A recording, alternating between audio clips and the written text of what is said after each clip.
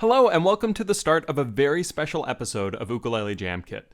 Today is the first of 4 parts where we will be learning how to make our own Irish jam kit featuring a tune called The Marmot by one of my favorite bands, Raving, Plaid.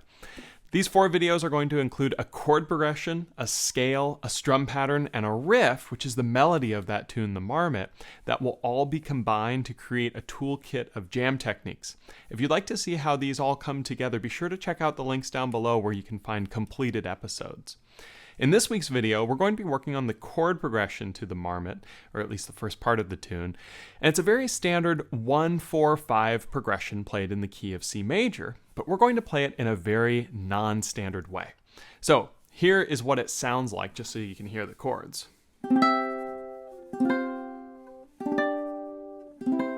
Pretty cool, and it just repeats. So to start here, we're going to work on a C chord, but not our normal C chord. Instead, we're going to be going up the fretboard and trying to make it a little more open. To do this, we're going to take our pinky and place it on the 7th fret of the A string.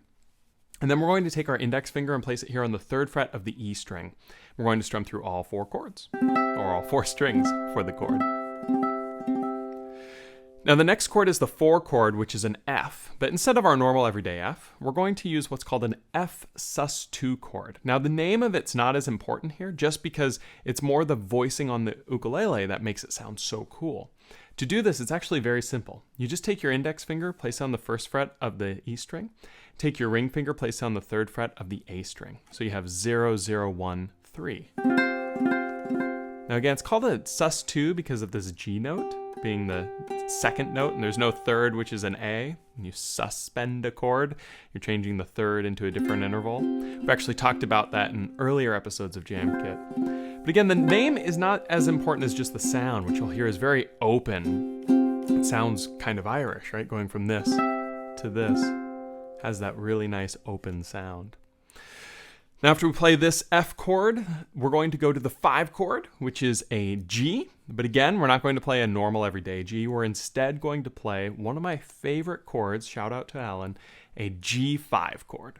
To play this, you're just going to take your index finger, place on the 2nd fret of the C string, your middle finger, place on the 3rd fret of the E string, and your pinky finger here to the 5th fret of the A string. Now, what makes this a G5 is there's no 3rd in the chord. The notes are just G and D, which is just the root and the 5th of the chord. And this is also known as a power chord. And it creates that sort of rock sound. But in this case, we're just using it because it's a very open voicing that works really well with the tune. So there's our G5. And the last chord we're going to play is another C chord, back to the 1. And we're going to play this in the traditional way, just your ring finger or your middle finger to the 3rd fret of the A string, and that's it. All open otherwise. So here's what the progression sounds like. I'm just going to give 1 strum per chord really, really slowly, just so that you can hear them go together. Should be something like this.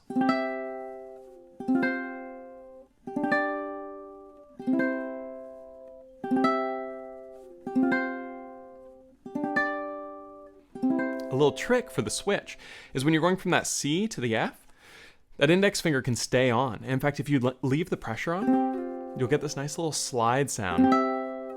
And that's a really nice little perk to being able to play this. So that is our chord progression, our 1-4-5-1. We're going to be learning a strum pattern as well as the riff to the Marmot to start using this with.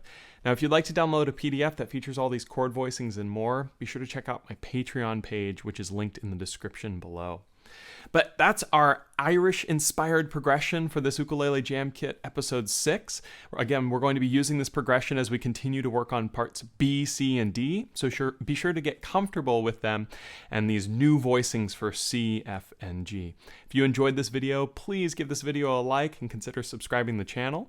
And for more information on Raving Plaid, check out the links down below, and I'll look forward to seeing you guys next week for part B. Thanks so much.